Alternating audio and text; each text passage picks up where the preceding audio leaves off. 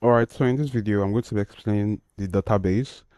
I won't be able to go deep, like go over the tables one by one and explain the RLS, explain everything, but I'm going to like give kind of like a little breakdown of how the tables, the functions of the tables and everything.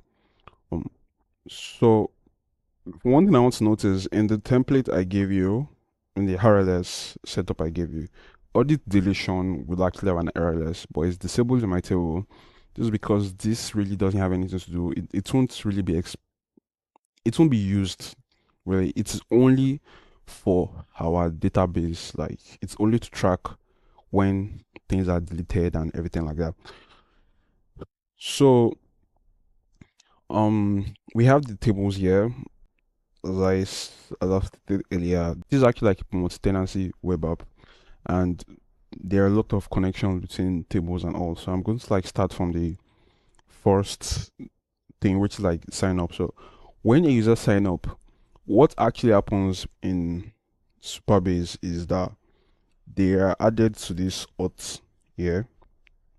And if I scroll down, I think to users, you'll be able to like see like all my users and everything. The issue is that they are not able to like store their names and everything. They can store their names if they probably signed up with what they call Google or all these SSOs and all and the likes. But what if they want to like adjust their name? They want to change their name and do whatever they want to do. That is why it's actually important you create a profile table. Now, this profile table is connected to a function and a trigger, which I'll show you now. But let me explain the flow. The flow is once a user sign up, automatically they are added to this table. And the ID of this table is actually the UUID of the user's auth. So right here is database, and if I come to my function first of all, um undo user. So this is like a function called undo user. And what this function simply does is that once they sign up and everything, their email and ID is automatically added to this Rukus profile stain. So you can see it takes the ID and it takes the email from the auth table, and thereafter there's also like trigger that has like trigger it. So you can say the trigger is for auth. Let me come to auth. The trigger is after insert. So after insert, this function is actually carried out. So once the user sign up and user is inserted into the auth table, which I showed you earlier, a trigger comes up and then it handles the function of inserting them to this profile table. So this after this profile table is done, they can then insert their names, they can upload images and do whatever like they need to do. We have the project, and this project is okay. Before we go to project, then we have the team. We have the Rukus team. Now this Rukus team is users are just like putting their roles. They're connected to like a company ID, which I will explain like next how it works. They have access levels. So the access levels is administrator, user manager, then demo. Um, this demo is different from like the demo column in profiles. This demo is just like personal use. If people want to preview the app and all, but this is like major three you'll be using, and we have the user here. So this user is linking to the Rukus profiles right there. Now, what happens is for the project,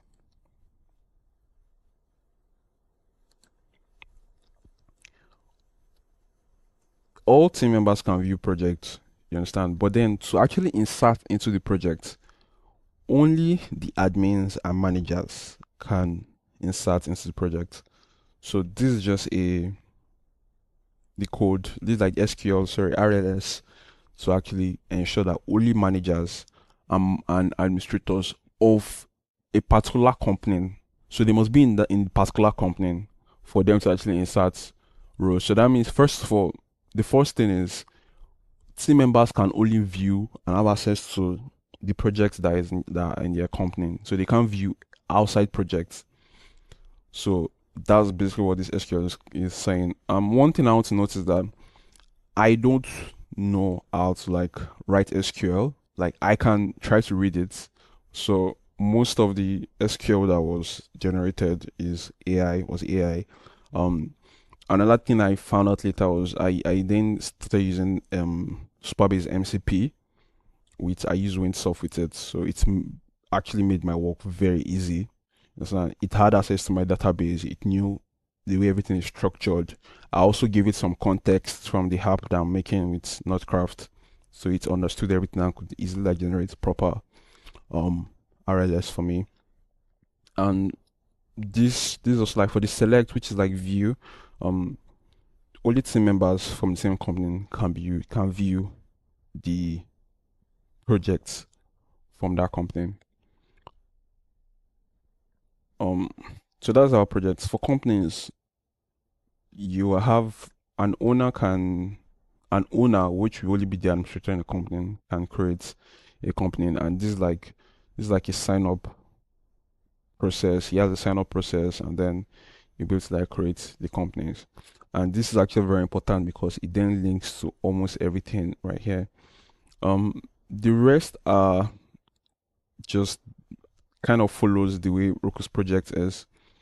For these categories, only team members in a particular company can view a particular category. So you don't have access to view other companies' category.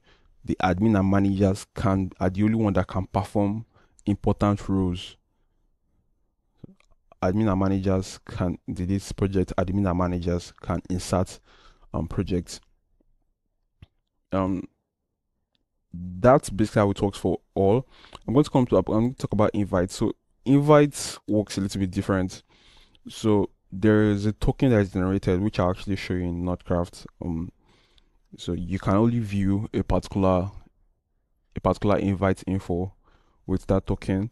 Of course, only admin and managers. So the whole purpose of this web app is actually giving admin and managers total control. If you want a normal team member to be able to perform important tasks, you need to assign them a manager role. You can't assign them an admin role. It must be a manager role.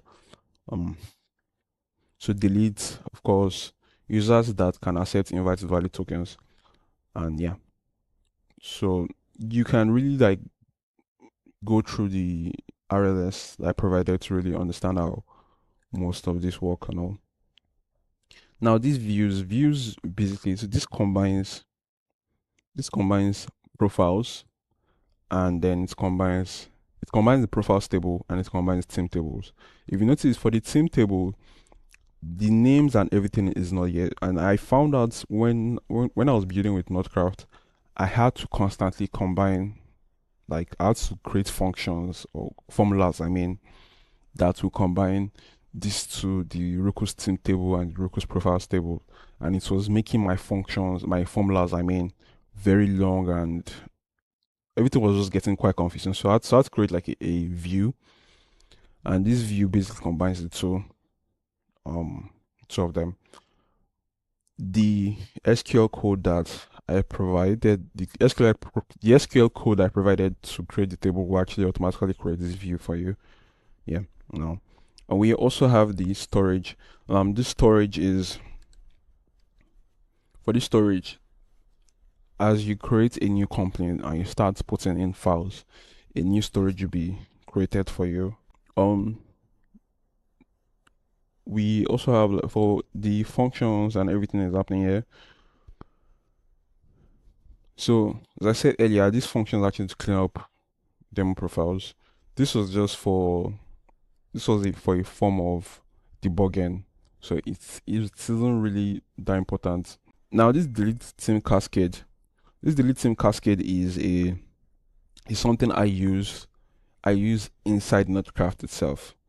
And this is like if an administrator wants to delete a particular user, it basically I this is there's actually an RPC for this, which is like a endpoint, and then I just need to like put in the team member UID, and it deletes everything about the it deletes the user, it deletes his profile, it deletes everything totally about the user.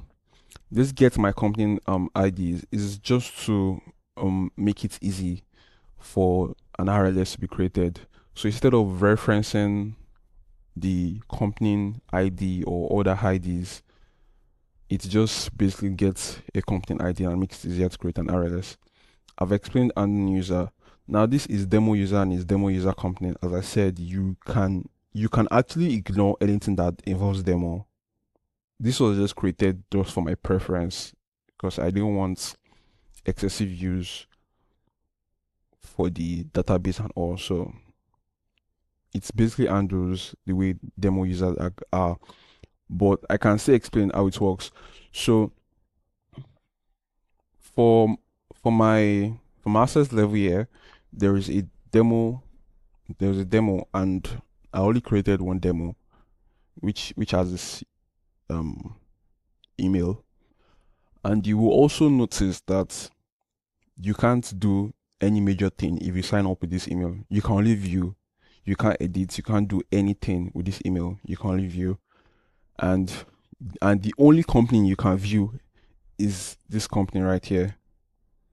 The reason you can do that only is because I created a new table, demo user, and I assigned it with this company ID. So what this function is doing is that it is basically restricting anything that involves this demo user. It is anything that involves demo user, it is restricting it to that component and also restricting its access, what it can view, what it cannot view. If I create a new component and I create a new demo user, a new user that has that demo functionality, that's demo access level, the demo user to be restricted only to that component. So in my RLS, since admin and managers can only view and edit, so I didn't really need to touch anything about demo users right there. So if we come to companies here, you can see that demo users can only view specific company data, and it is running that function earlier is demo user is taking the ID and ensuring that they can only view a particular component no matter what. Yeah. So that's the breakdown for tax. The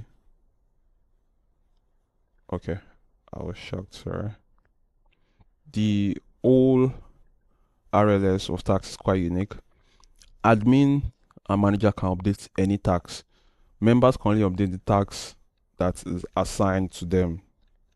That's basically what this is saying. So if you're a member, you can assign your personal tax. If not, you will have to. You can't. If not, you can't. But an admin and manager can assign tax. So that's it about this video. Thanks so much. See you in the next.